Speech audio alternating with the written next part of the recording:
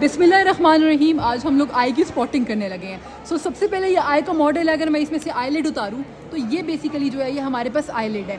ये आईलिड की जो है ये लेटरल साइड है और ये जो है ये इसकी मीडियल साइड है। जो लेटरल साइड है वहाँ पर लैक्रिमल ग्लैंड होता है। अब ये लैक्रिमल ग्लैंड का सुपरफिशियल पार्ट है और ये लैक्रिमल ग्लैंड का आप देख सकते हैं डीप पार्ट है।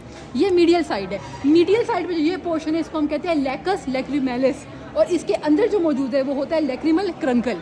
ठीक हो गया। So this is called lacrimal sac and this is called lacrimal canaliculi and this whole all together forms lacrimal apparatus, right? So this is levator palpebrae superiosus because the eyelid is known as palpebrae.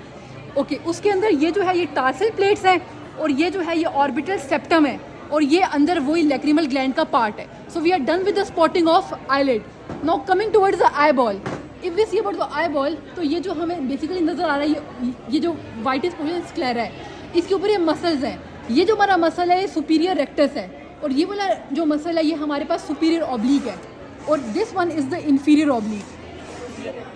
This is the inferior rectus, this is the inferior rectus, this is superior rectus, this is superior oblique, this is inferior oblique and this is the fat pad, right.